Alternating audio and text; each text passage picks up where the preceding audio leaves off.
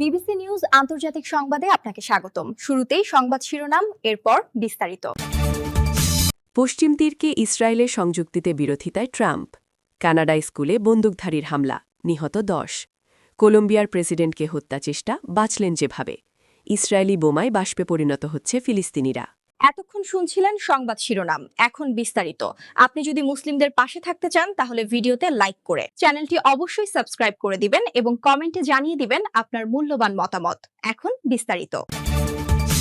পশ্চিম তীরকে ইসরায়েলের সংযুক্তির বিরোধিতায় ট্রাম্প ফিলিস্তিনের অধিকৃত পশ্চিম তীরকে ইসরায়েলের সঙ্গে সংযুক্ত করে নেওয়ার পদক্ষেপের বিরোধিতা করছেন যুক্তরাষ্ট্রের প্রেসিডেন্ট ডোনাল্ড ট্রাম্প। মার্কিন প্রশাসনের এক কর্মকর্তা এ তথ্য জানিয়েছেন। খবর আল জাজিরার। সোমবার ৯ ফেব্রুয়ারি সাংবাদিকদের কাছে পাঠানো হোয়াইট হাউসের এই কর্মকর্তার এক বিবৃতিতে বলা হয়, প্রেসিডেন্ট ট্রাম্প স্পষ্টভাবে বলেছেন তিনি পশ্চিম তীর ইসরায়েলের সঙ্গে জুড়ে নেওয়ার পক্ষে নন।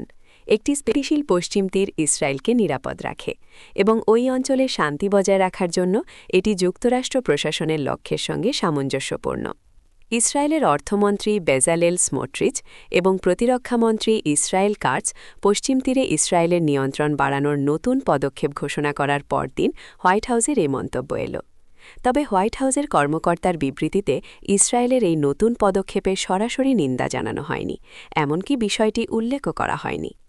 ইসরায়েলের নিরাপত্তা মন্ত্রিসভার অনুমোদিত নতুন পদক্ষেপগুলোর কারণে ইহুদি বসতি স্থাপনকারীদের জন্য ব্যক্তিগতভাবে জমি কেনা সহজ হবে, যা আন্তর্জাতিক আইনে অবৈধ। ইসরায়েলের এই সিদ্ধান্তের বিরুদ্ধে সোমবার সৌদি আরব, তুরস্ক, মিশর, কাতার, সংযুক্ত আরব আমিরাত, পাকিস্তান, ইন্দোনেশিয়া, জর্ডান ৮টি মুসলিম প্রধান দেশ যৌথ বিবৃতি দিয়েছে। দেশগুলো পদক্ষেপটিকে অবৈধ এবং ফিলিস্তিনি জনগণকে উচ্ছেদ করার প্রচেষ্টা বলে অভিহিত করেছে। জাতিসংঘ মহাসচিব অ্যান্তোনিও গুতেরেসও ইসরায়েলের পদক্ষেপের নিন্দা জানিয়েছেন। কানাডায় স্কুলে বন্দুকধারীর হামলা, নিহত 10। কানাডার ব্রিটিশ কলম্বিয়া প্রদেশে একটি স্কুলে বন্দুকধারীর হামলায় হামলাকারীসহ 10 জন নিহত হয়েছেন। এ ঘটনায় অন্তত 25 জন আহত হয়েছেন বলে জানিয়েছে পুলিশ। বুধবার স্থানীয় সময় দুপুর 1:20 টামলার রিজ সেকেন্ডারি স্কুলে এ হামলার ঘটনা ঘটে। Royal Canadian mounted police RCMP জানায়, স্কুলের ভেতরেই সন্দেহভাজন হামলাকারীর লাশ পাওয়া গেছে। প্রাথমিকভাবে ধারণা করা হচ্ছে তিনি আত্মহত্যা করেছেন। পুলিশের তথ্য অনুযায়ী স্কুল প্রাঙ্গণ থেকে 6 জনের লাশ উদ্ধার করা হয়। হাসপাতালে নেওয়ার পথে একজন মারা যান। এছাড়া কমিউনিটির একটি আবাসিক ভবন থেকে আরও 2 জনের লাশ পাওয়া গেছে। হামলার পরপরই টামলার রিজ পুলিশ সতর্কতা জারি করে। বর্তমানে দ্বিতীয় কোনো সন্দেহভাজন জড়িত ছিলেন কিনা এবং প্রকৃত হতাহতের সংখ্যা কত তা নিশ্চিত করতে তদন্ত চালিয়ে যাচ্ছে আইনশৃঙ্খলা বাহিনী। প্রায় 2400 জনসংখ্যার ছোট এই শহরের বাসিন্দাদের ঘরের ভেতরে অবস্থান করার নির্দেশ দেওয়া হয়েছে। আশপাশের এলাকা থেকে অতিরিক্ত পুলিশ ও অ্যাম্বুলেন্সসহ জরুরি সেবা মোতায়েন করা হয়েছে। Peace River South School District জানিয়েছে, ঘটনার পর টামলার রিজ সেকেন্ডারি স্কুল ও টামলার রিজ এলিমেন্টারি স্কুলে লকডাউন ও সিকিউর অ্যান্ড হোল্ড জারি করা হয়। পিস রিভার সাউথের আইন প্রণেতা লারি নিউফিল্ড বলেন, এলাকায় অতিরিক্ত পুলিশ ও চিকিৎসা সহায়তা পাঠানো হয়েছে।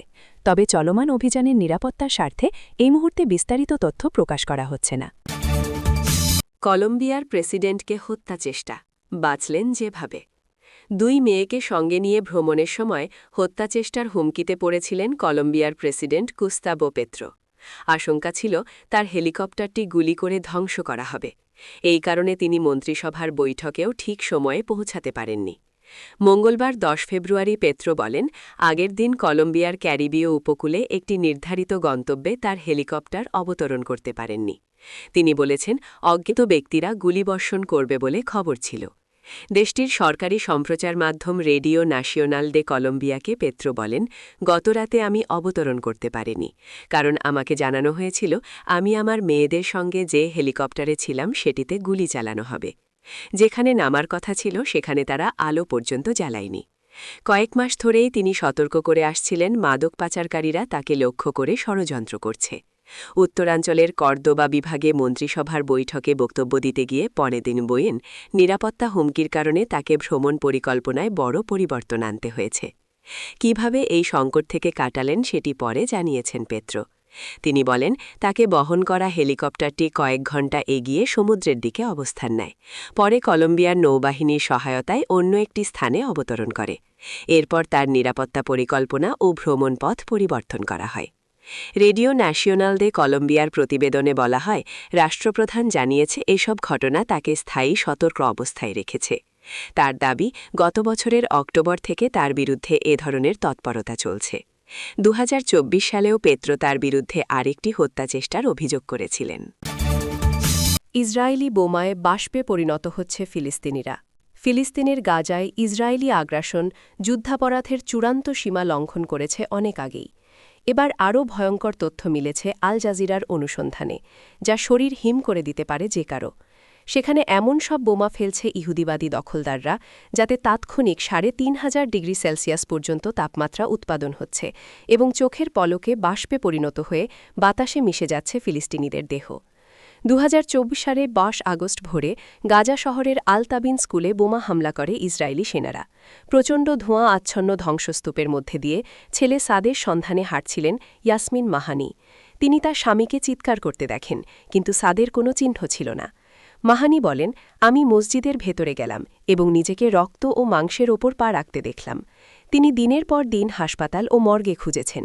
তিনি বলেন, আমরা সাদের কিছুই পাইনি, এমনকি দাফন করার জন্য লাশের একটি টুকরাও মেলেনি।